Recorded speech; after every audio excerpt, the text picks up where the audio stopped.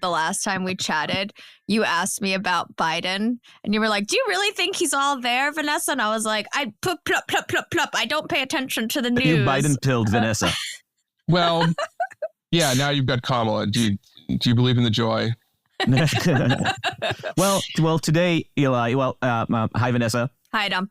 Hi, Eli Lake. Hello, Adam and Vanessa. Contributing editor at Commentary Magazine and podcaster and staff writer columnist at the Free Press. Eli Lake, thank you for joining us. You are, I think, our most recurring guest at this point, because an honor.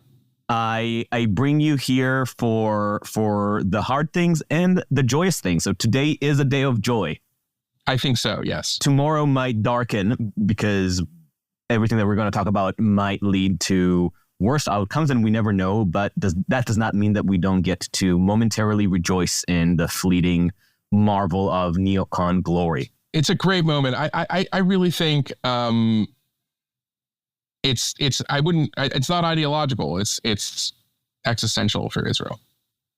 So, can you give us a quick recount of what we're talking about? I mean, well, we learned yesterday. We learned Friday afternoon. We are recording on Saturday. Today's the 28th. So we learned in the afternoon of the 27th that a series of bunker buster bombs in the Dakhia neighborhood or of the southern suburb of Beirut, which is Hezbollah HQ.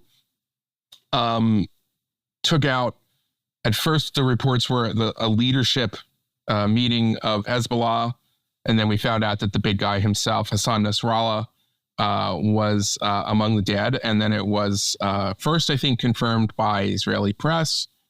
Then it was confirmed by Israel. Then it was confirmed by Hezbollah, and then we got Ayatollah Ali Khamenei, the supreme leader of Iran, tweeting from a bunker in Iran, a secure location, according to reports, that, I guess he's waving another red flag of revenge. Anyway, rough couple months for the bad guys.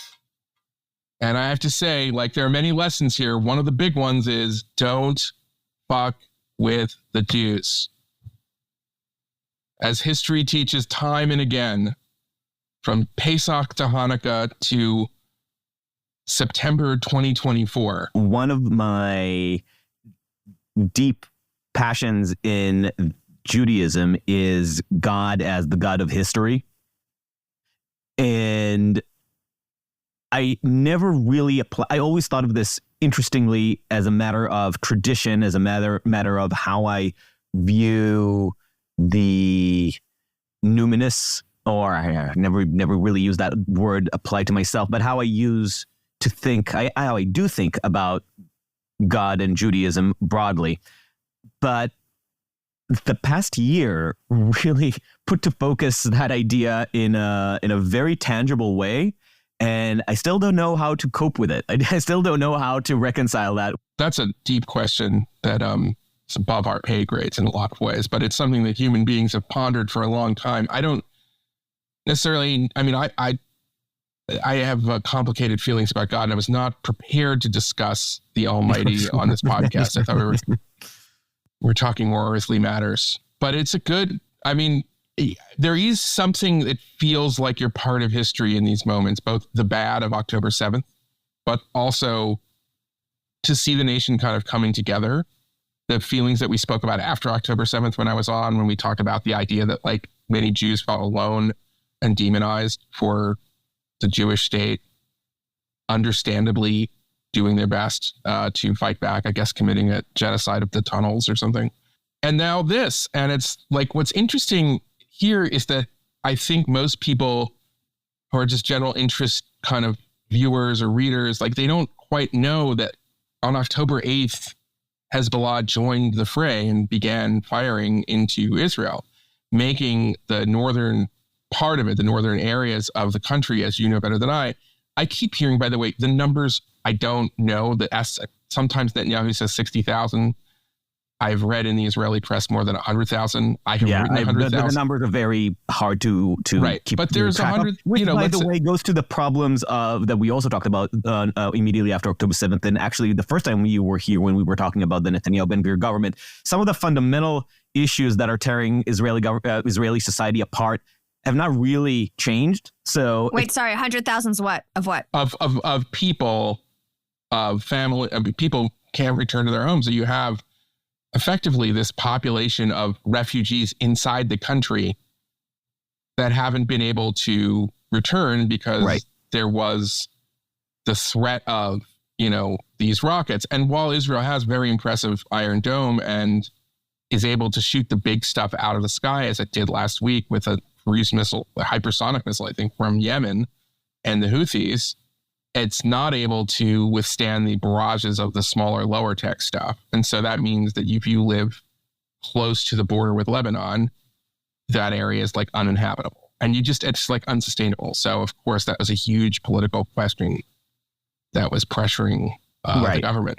And my comment about the fundamental problems that have not changed, that's something that Israel will still need to deal with, whether or not Hezbollah is mollified, which will still remain to be seen, but also is indicative of the inability to really get a clear track of how many displaced Israelis we're really dealing with. But that's something that, again, the Israeli society, Israeli government, and the Israeli people will have to reckon with in the coming weeks, days, years. But the issue of Hezbollah, back to earthly matters and back to our enemies, Hezbollah not only joined the fray on October 8th, and this is something that really I was on the Dispatch Live this week trying to explain this, because I was getting questions from even people who are mildly interested in the region and who are, fundamentally tuned to care about the safety of Israel, asking me, what the hell? Why is Israel just starting a war in Lebanon all of a sudden? What's the deal? And it showed how poorly reported the reality of this war has been, and with the impression being that Israel has just gone on a revenge rampage in Gaza after October 7th, and to the extent that you think that it was justified, you say some people would say yeah, but this doesn't really need to drag on for so long. Is it not starting to tinge on the genocide at this point, etc. But then for those people with these perspectives informing their worldview, seeing Israel launch an attack seemingly unprovoked in Lebanon is shocking and feeds into their perception of Israel as this war-hungry, bloodthirsty imperial endeavor.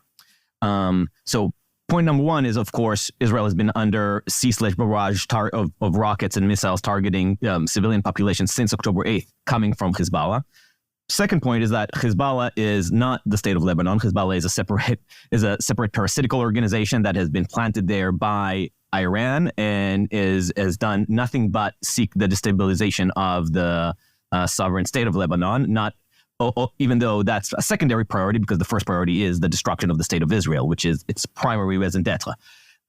And third, the attacks so far have been the most shockingly targeted attacks probably in the history of asymmetrical warfare. Well, we don't know. I mean, listen, I think that the latest one, the cherry, the final decapitation, I think it looks like lots of other people were killed. And by the way, to steel man the pager point, okay?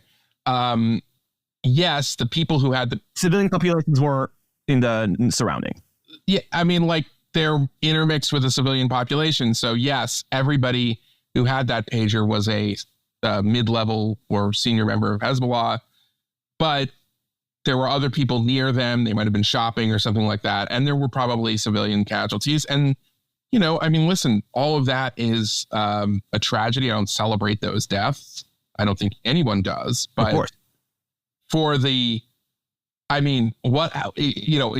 were all the people that were the real targets were the actual, the precision of that and the ingenious creativity, just the brilliance, the tactical brilliance of it. And I feel like sometimes we in the news business who write for a living, I kind of tipped my hat in my column that right after the pager attack saying tactical brilliance, but what does this mean strategically? And I think I may have gotten that wrong because this was the first, or it wasn't. This was like, there was something on September 9th. The New York Times had a good story about that last night, about a kind of weapons lab / manufacturing facility in Syria that was taken out in a daring commando raid at night. But this was part of a strategy that in the course of 2 weeks, not even 11 days, I think, you just decapitated the senior leadership of the most fearsome and significant terrorist group on the planet. Going back, I mean, I remember as a younger State Department correspondent, Deputy Secretary of State Dick Armitage would say, Al-Qaeda was the B team, but Hezbollah was the A team in terms of capabilities. That is remarkable. That is like a Hanukkah level miracle. That is incredible. What Israel was able to do with the amount of intelligence it had and the psychological effects that I would imagine, not just in whatever remains of Hezbollah, but for the Iranian leadership, for the Houthis, for any proxy of Iran right now. It's more than they're looking over their shoulder. They're looking from side to side and wondering whether their, brothers in arms are Mossad spies, because that is the kind of thing that has to rattle you, right? I mean, the ability to do that in the speed that they did it, I think it will be studied for decades, if not centuries, by militaries. I mean, it's just incredible. I also want to defend my position that I do think that even this massive attack that certainly has civilian casualties is very targeted. Yeah, I agree. Because I just say we have to acknowledge it because it's not entirely clean. There were kids who died in the pager. This is what I was going to say. That first, targeted does not mean no civilian casualties. Right. Number one, never in a war are you spared civilian casualties. Right. You seek to avoid them and reduce them, but it's impossible to completely remain within the military confines, especially when we're talking about a paramilitary organization that intentionally embeds itself in civilian populations. Hezbollah's headquarters was in the middle of a civilian neighborhood underneath civilian buildings. But the logic of proportionality is that you need to justify the potential harm with the worthiness of the result, and the worthiness of, in one strike, destroying the entire top command of the worst terrorist organization in the world potentially makes total sense. Unfortunately, this is a utilitarian calculation, but this is how international law works. I'm going to sound crass here, but international law is so broken right now. I don't need international law to know that Israel is the good guys and that they did the right thing. They're fighting an enemy that exists entirely outside of international law and seeks to undermine the very concept. So the idea that there are people like Michael Walzer or, Rashida Tlaib or whoever who are going to say Israel's the bad guys for this. And I'm like, okay, this is part of a strategy. It's not just about the 60 to 100,000 Israelis who have to return to their homes, which is itself a serious thing. It's not just about the kids who were killed in a missile attack, the Druze children playing soccer, which happened a little more than a month ago. This is about a strategy from Iran to create a deterrence that will allow Iran to get a nuclear weapon that will then ultimately, maybe not with a nuclear weapon, but through whatever means, destroy Israel. And the Israeli intelligence that I understand that they've had, and there's been some reporting on this, and I've done a little reporting today, is that Hezbollah wasn't just intending to launch their rockets into Tel Aviv and into Ben Gurion Airport, and they can cover the entire country. Hezbollah also had intended initially, I'm told, that to through their Radwan forces to lead a kind of similar October 7th, but in the north. So, and the right-hand forces are the their elite commando unit that was supposed to infiltrate. Allegedly elite. But we never put them to the test. But because after the second technological assault, the walkie-talkie exploding, Israel also bombed the entire command of that force. The hits keep coming. It's like the Beatles in 1964. You know what I mean? Like they got the top 5 like in a row. It's incredible.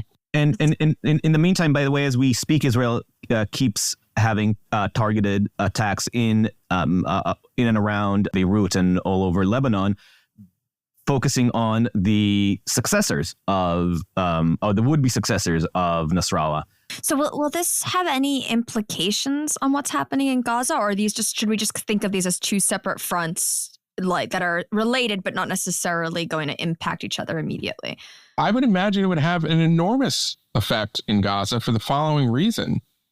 Yahya Sinwar was putting out these calls saying the whole Ummah needs to come help us. And his strategy was to have, part of what Hezbollah said is we won't stop firing missiles until there's a ceasefire. And that was part of the rationale for the pressure from the United States, as well as the United Nations and other Western powers, to push Israel for what I thought would have been a bad hostage deal. And I understand the emotions after they murdered the hostages as the IDF got very close. But at the same time, you can't allow Hamas to really have any kind of military presence. If Sinwar gives a press conference or, appears out, leaves the tunnel, that would be seen as a victory. And you can't have that after October 7th. And, I have many criticisms of Netanyahu right now, but I thought it was entirely unfair when people were blaming the murders of those hostages on Netanyahu, because I wrote this for commentary, because basically he was choosing between preventing future October 7th versus trying to free more hostages. And I would like to, obviously, like everybody else, free as many hostages as we can. But those are hard decisions. And everybody who tried to make it seem like it was an easy decision was demagoguing. And sadly, that includes Yair Lapid, who I have interviewed before. I like, I think, but I understand how in the hothouse of Israeli politics, emotions can run wild. I can also understand why so many people, I know the story of Netanyahu. He infuriates his former friends and his opponents. But I felt that there was a special responsibility for those Jews in diaspora who had me. I look at it like this, like that we have a little bit more perspective because we're further away from the crime scene to sort of say, wait a second, don't cross that line. Those deaths are on Hamas, not on Netanyahu. But nonetheless, at the same time, obviously, escalation is good.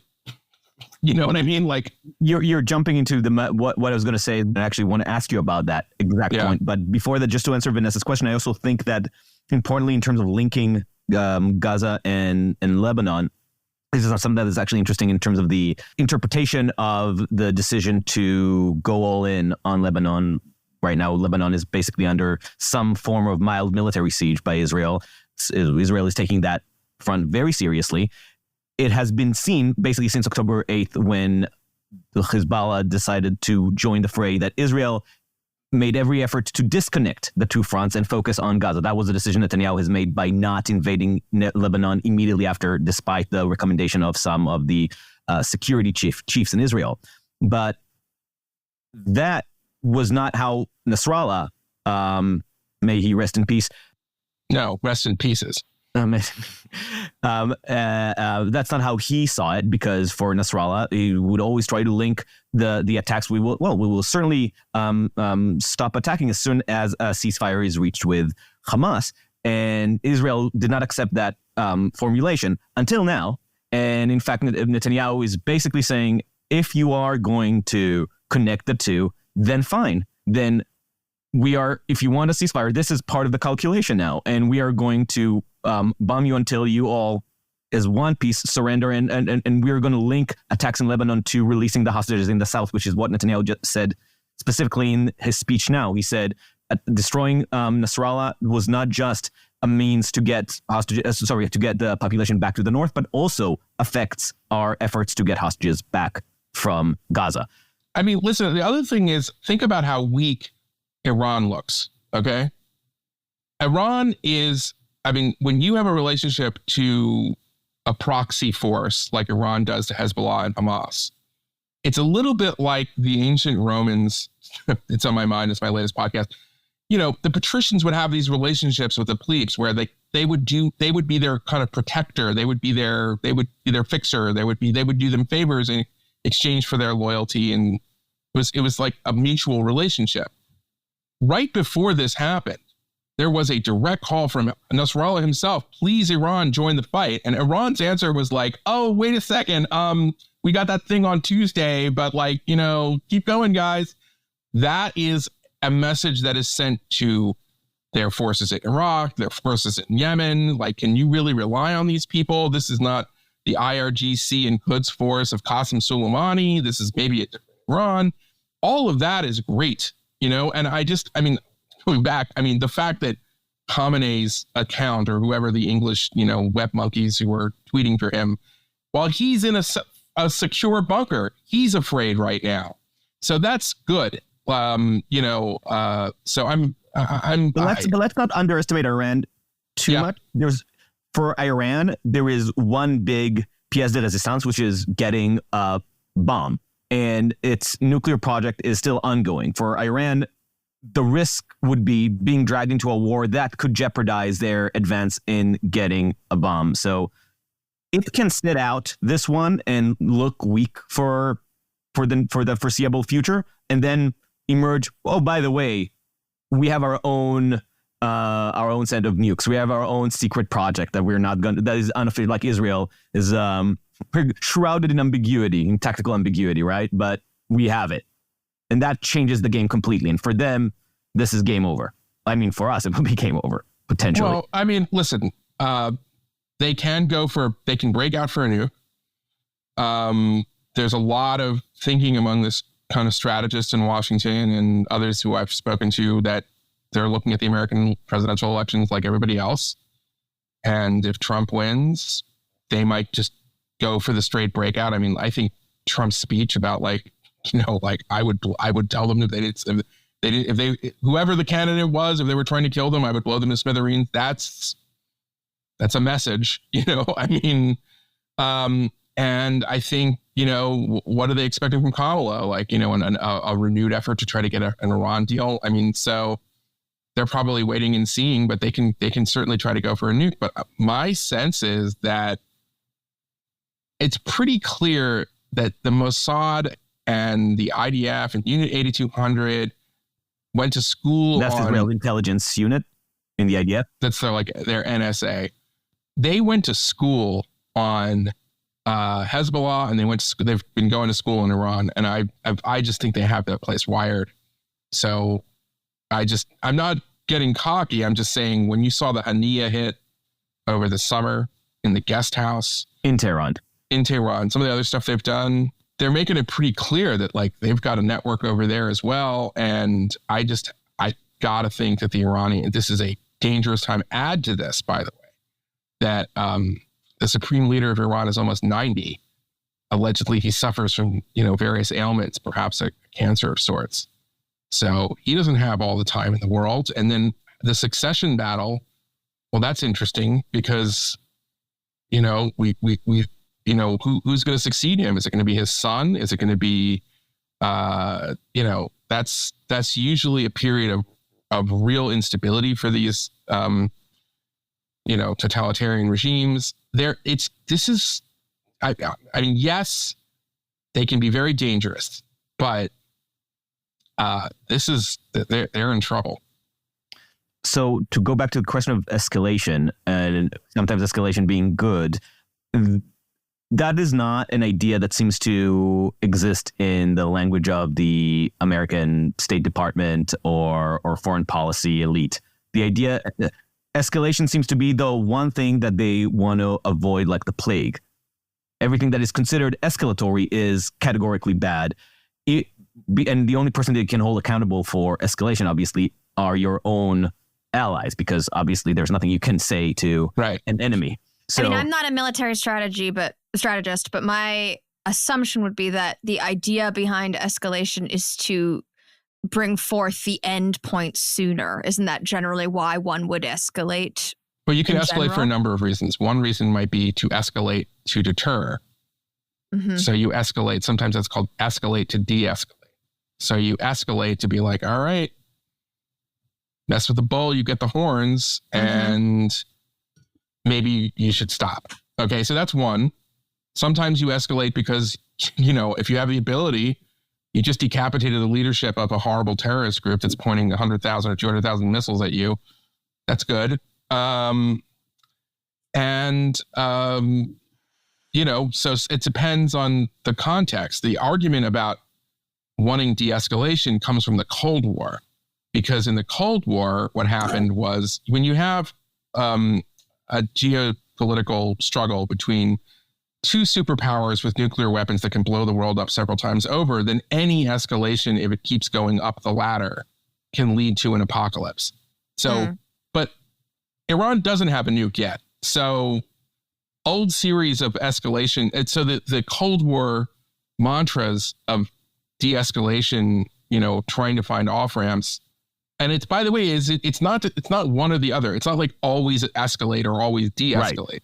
It's very much contingent, The context of this is that we have been trying to bring Iran into the cold now for like 20 years. Even under Bush, there was efforts to try to reach out to the Iranians, and especially under Obama, this is like their plan, okay? Like this is the idea, and they keep telling us no. And they understand that by looking at what happened to Gaddafi, who, gave up his nukes, that they don't have the option, that they should get a nuke, right? So this idea that, the de-escalate because Iran's so dangerous and so forth, it's just wrong. I mean, nobody wants a war, but if you blame the war on the people who start the war, that's Iran. And I'm optimistic they're getting what's coming, so. But the point is that while you are so committed to the logic of de-escalation at all costs, you're also sending a very clear message. Game theoretically, you are encouraging actors who have an interest of diminishing Israel's presence, of diminishing American hegemony, to poke further, because they understand that they can poke against American allies because Americans will always try to put a leash on escalation.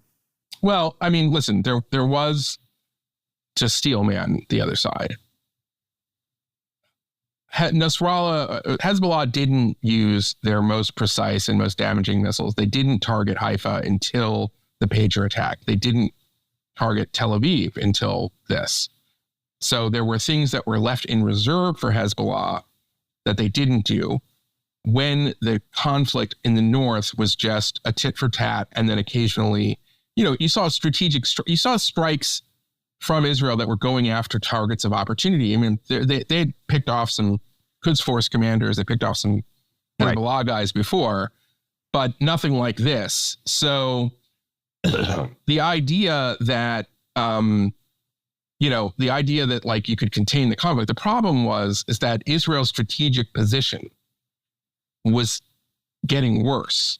So, like in many ways. So it's like as if you at some point Israel had to take out that Hezbollah deterrent, and it was a deterrent because that was part of Iran's plan. Like, Israel can now, if Hezbollah is finished, and I don't know that they are because they still have tens of thousands of rockets and missiles. Okay, but if they are finished, then there's really very little that will stop the Israelis from just blowing up the nuclear sites one way or the other. And when I say one way or the other, what I mean is it doesn't necessarily have to be sorties of F-35s. It could be devastating cyber sabotage. It could be commandos. I mean, who knows? I mean, the Israelis are it's like science fiction at this point. They're so ahead of their rivals in this respect. The pager attack was extraordinary. So in that respect, that's why I think Iran's really in trouble, and they very well may make a break for it. But remember, wasn't that long ago? It was in 2018, I think, that the Israelis stole all of the archives of the nuclear program in an intelligence coup. The Israelis know a lot about Iran's nuclear program. I mean, we know this because, they've taken out their scientists. They've done a lot of things. So, there's this is a huge thing. The implications are enormous at this point. So I don't understand. I think it is strategic malpractice to continue to call for de-escalation. I would hope that the Biden administration or Kamala Harris at this point would have at least the decency to just not say anything maybe. But what I would like them to say is, keep going, guys. This is great, And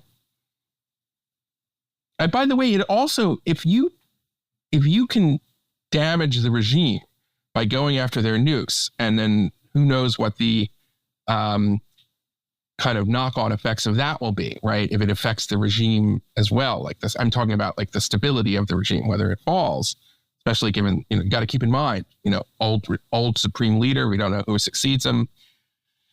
Well, think about what that means for our other geopolitical crisis in Ukraine, because the Iranians are the ones that are providing the killer drones. The Iranians now are the ones providing all kinds of weaponry to the Russians. So, I mean, the axis of dirtbags relies in some part on the Iranians as well. So that's another problem. It's a critical chain. Yeah, exactly. So it's like, this is, so you can sort of say, I hope there isn't a world war. I don't think that's a real, I mean, from the perspective of Israel, it's been a war, and it's a war for their survival. Khamenei has made it 100% clear. He thinks that he wants Israel not to exist by 2040. He's been very open about what the strategy is, the ring of fire by surrounding all these proxy groups.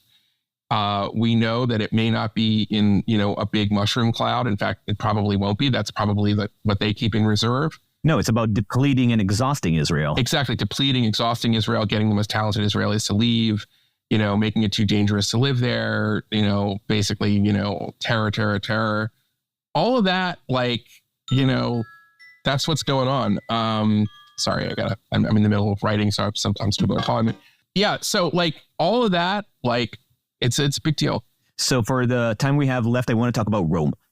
You had I want to talk about Rome too, but before we talk about Rome, yes, we just take a minute to just marvel at various dirtbags who've been accusing Israel of genocide. They're losing their minds on Twitter. Have you noticed this? Have you been following the Rania Khaleks of the world of all these idiots are this is a war crime, my family's and meanwhile I can't help it. I've seen videos from Lebanon and Syria. People are delighted. Celebrating. They're celebrating. I'm you are on the wrong side of history, you dumb bitch. Anyway, not just her, what I'm talking about. I think Heidi Matthews is my favorite account on Twitter. I think people who don't have Twitter should just get Twitter just to follow Heidi Matthews, because she has become the perfect inverse compass for moral clarity.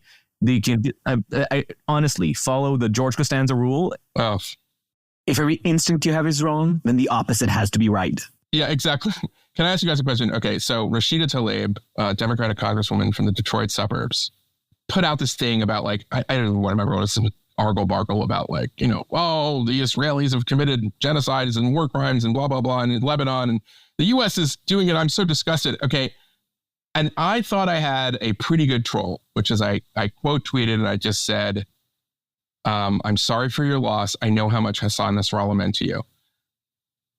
Anyway, Mehdi Hasan of various Qatar media ventures. I was hoping we were going to get to it. Yeah. You know what I'm talking about? He's accusing me of Islamophobia. I'm what's this? I'm not attacking her for being a Muslim. Just the whole of racism and let me read it. I truly laughed when I read his response. Eli wrote, "I'm sorry for your loss. I know how much Hasan Nasrallah meant to you." And Mehdi, who was a guest on the Dispatch podcast not too long ago, the continuous racism and racist misogyny Incredible. The continuous racism and racist misogynistic bullying towards Rashida Tlaib from pro-Israel folks is truly a sight to behold. It's also the kind of incitement to violence that we saw in the Detroit newspaper cartoon that we all quickly moved on from. How am I inciting anything? I'm expressing some compassion.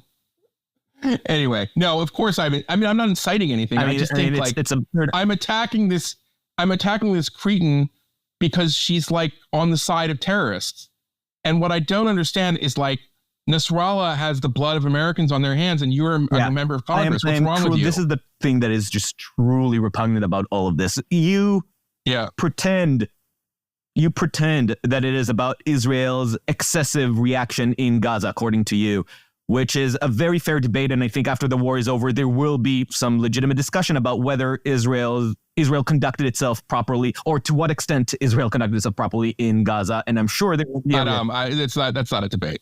Come on. But after that, you come out in lamentation about the death of a terrorist organization that has not only targeted Israeli lives, it targeted Europeans, it targeted Americans. If there is a terror organization in the world, it is Hezbollah. It terrorized Lebanese. It is an enemy of the Lebanese people. It is an enemy of the Syrian people. Right, exactly. They're responsible, by the way, for starving Syrians. Like, they're horrible.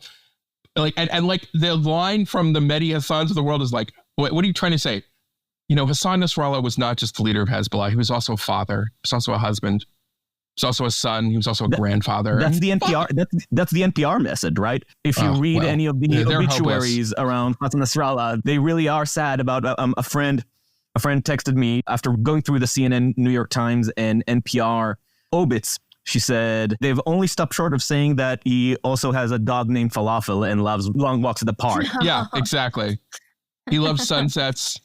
His favorite color was blue. The NPR did not even bother to mention the dead Americans. It is shocking. Well, NPR is disgusting. And by at a certain point, like, I can't be outraged anymore because I don't listen to them anymore. The media has changed radically, in our lifetimes. It's not like I became, it's not like I'm like listening to Sean Hannity every day or something, but it's just like I used to be a, morning edition guy, and I would listen to it as I was getting ready for work and everything. But now it's like, I can't, like, what am I doing? Like, life's too short. I mean, talking about decadent elites who have lost clarity and led to destruction, tell us about Rome. Oh, thank you very much. There's a new podcast of mine. I think it's the best one I've done. I think so too. I mean, this is a version of the re-education, but basically what it is a look at the beginning of the end of the Roman Republic. This is the one that's on Honestly with Barry Weiss. That's right, where people can find it, right? Yes. And by the way, there's 4 more that I did before that for Honestly. And I think they're going to go on their own feed. And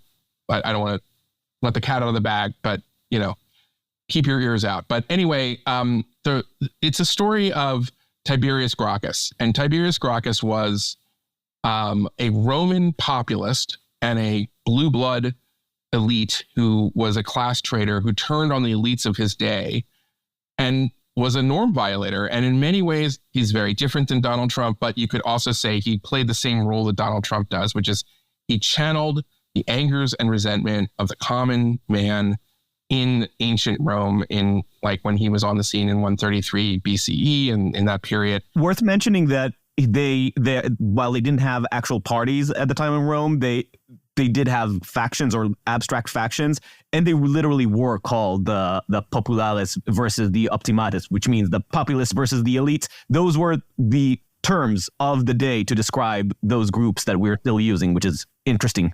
Right. And we have a bit of, if you go back very far, like we don't know much before, like, I don't know, 200 or so BCE.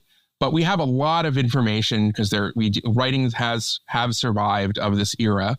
Mainly it's from Plutarch, but there are others. And what we do, it's a very similar kind of story. There were things that Tiberius did as the tribune of the plebs. That's not the equivalent of president. It's like another position, but it was basically the kind of representative of the plebeians. And there were things that he did, such as removing a fellow tribune and calling for a vote. He usurps the powers of the Roman Senate to have the People's Assembly vote on the status of a kingdom, which is in modern day Turkey, known as Pergamon, that, what to do with basically what the king of Pergamon bequeathed his kingdom to the Roman people, and he said, okay, well, then that should go to my project to distribute public lands that were conquered by Rome so they can go to these poorer farmers that are not the patrician class. And all of these norm violations prompted further norm violations from his opponents in the Senate, and eventually led to the first political murder, you could say, of the Republican period, and really set Rome on this course where they had this. It's remarkable in antiquity that Rome had a republic until it became an empire. But that was the beginning of the introduction of violence. And his murder, for what I call a January 6th in reverse, when you saw the senators attacking the plebes, and they were protecting their hero, who actually just won an election to be tribune again. And then it's kind of, I mean, I don't tell the entire story because that would take 11 hours or something to tell the entire story. Listen to Mike Duncan, or I would also shout out Dan Carlin's podcast, Death Throes of the Republic, which is excellent. Both of them are excellent. Or read Tom Holland's Rubicon, which is a fantastic book. Tom Holland's Rubicon is fantastic. Yeah, I mean, there's a lot of really good stuff. But what I'm trying to do in these podcasts is to bring these kinds of episodes of history, or in some cases literature, to a general audience and explain how they apply today. And I feel that, like, what we're seeing is Trump violates norms, and then his opponents violate norms, and then before you know it, those norms are no longer norms anymore. And what we took for granted as the way we, transition to power. And I don't let Trump off the hook. It's not a pro-Trump or an anti-Trump, although for some reason there were a lot of commenters on the written essay from this piece that thought it was like an anti-Trump piece. And I'm like, no, it's not. If anything, I found that the moral of the story was less about look at there were obviously parallels between Tiberius and Trump, but for me the moral of the story was look what happens when a norm violator is met with violence and violations of norms. Like, for me the moral of the story was look out for how you respond to people like this, because that's actually the kind of first stumbling block that will tumble all the dominoes that follow. Exactly Which, by right. the way, is an interesting point about, again, the political version of asymmetric warfare and escalation. Because in a way, when you're dealing with a system that is based on norms, and this is one of the points that you were making early on, that a lot of the established order of Rome, although they had the tablets of laws and they are very legalistic culture. Very good, Adam. The 12 tablets, that's a deep cut from the conflict of orders. That's excellent. Oh, you have no idea how you tapped into my Latin nerdery here. But despite all that, a lot of their actual practices, which were almost entirely created as a paranoid system meant to distribute power and also avoid the consolidation of power within one man. And the trauma of the Roman Republic is a king. Calling somebody a king was tantamount to calling them a tyrant that needs to be killed, because that was the one thing that the Roman Republic was set to avoid, and that was their paranoia, their trauma. And yet a lot of the system that formed in order to avoid that kind of consolidation of power was based on norms. Like in American republicanism, we've noticed during Trump that despite the fact that we see ourselves as a country of laws, despite having a much more clearly defined constitution that was largely written by inspiration from Rome, we are still completely dependent on good people following norms in some degree of good faith. Despite that's exactly right. Meant to avoid relying on the goodwill of people and good faith of people and assuming the worst of people's intentions, we are completely beholden to some degree of a willingness to play the game correctly. We don't have a law that says the candidate, the sitting president has to accept the results of an election. Right. And even in elections like 1960, when there was a very good argument that Joe Kennedy and the mafia and others juiced the vote for John F. Kennedy, and, Nixon probably was robbed. Even in a situation like that, Nixon would never, Nixon actually, his advisors told him, you have a case here. And he said, I won't do it. And, to his great credit. So that is, I mean, I'm not one of these people who will tell you that January 6th wasn't a big deal. I do think sometimes the Democrats and the never Trumper types have maybe overstated a little bit, but I'm not making any excuses for it. It was a massive norm violation. But guess what? Alvin Bragg dredging through the law books to try to have a trial and a conviction on the flimsiest of reasons against the candidate, that was election interference. That was also a norm violation. And there are a lot of norm violations on both sides. And it is, in my view, it's this spiraling cycle of norm violations. And it's very dangerous, in my view. And so what do you do? So back to the problem of asymmetric warfare and escalation. How do you deal when you have somebody with such a force of nature like Trump, who has complete disregard to any systemic norm? How should the establishment, how should the optimatus respond to that? My hope was, at one point, it's not going to happen now, but like when Biden completely, exposed his unfitness for office in the debate back in June, that there was an opportunity, maybe if he'd stayed in the race, for there to be a decisive victory. I mean, it's not because I wanted Trump. It's because if one candidate had a victory that you really couldn't contest, that it was like a landslide, then that would be one way maybe we could get out of it.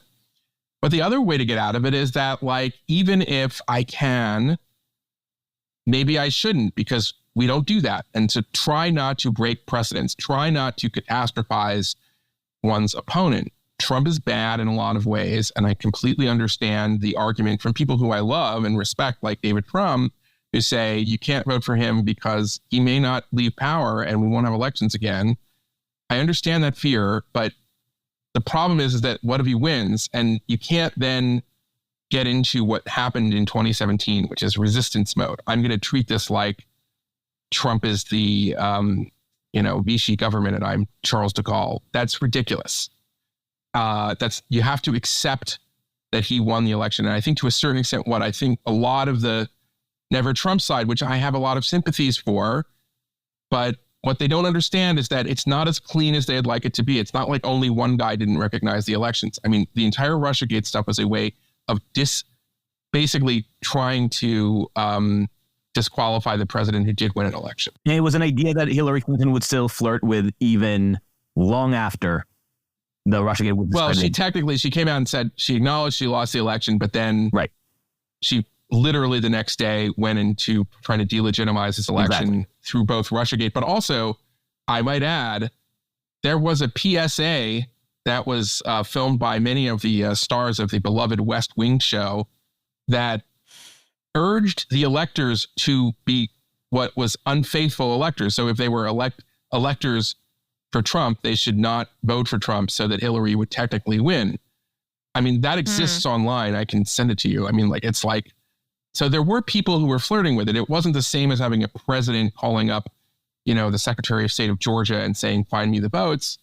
But it's also, that was a norm violation. Lots of things, the way the press treated it, the way the press, followed every fake rumor about, Trump collusion with Russia.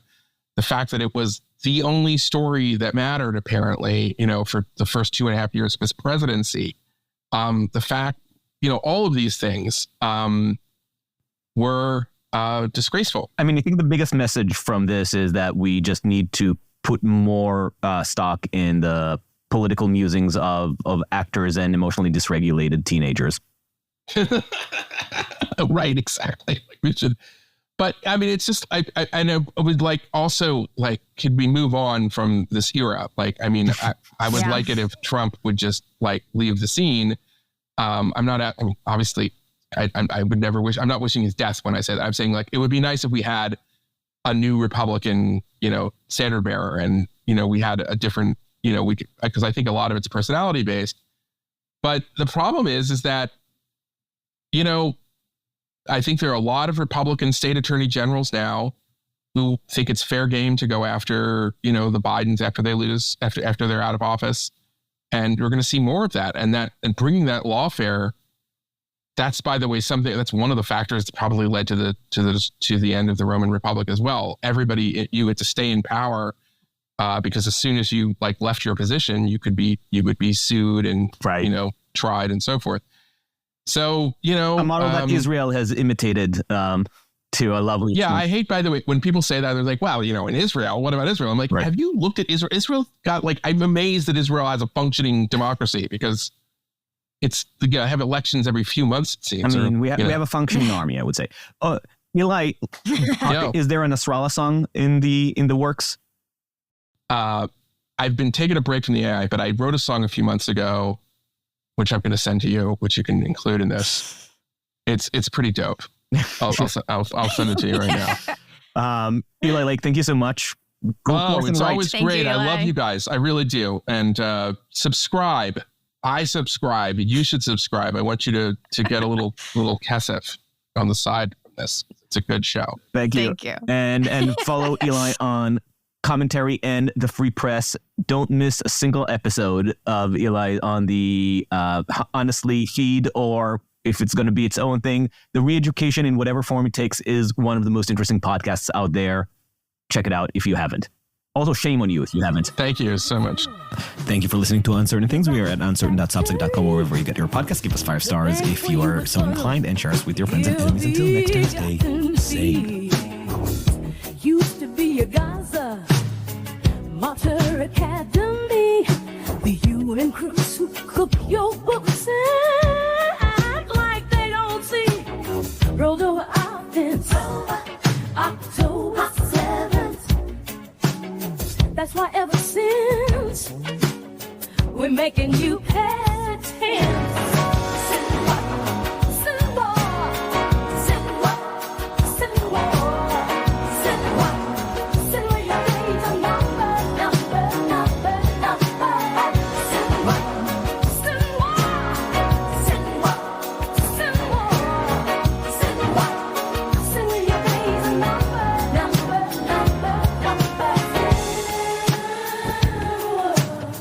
Your days are numbered. You murder, rape, and steal in the land of Israel. So let me keep it real. We sending you to hell. Tell your masters in Iran next time we get it on.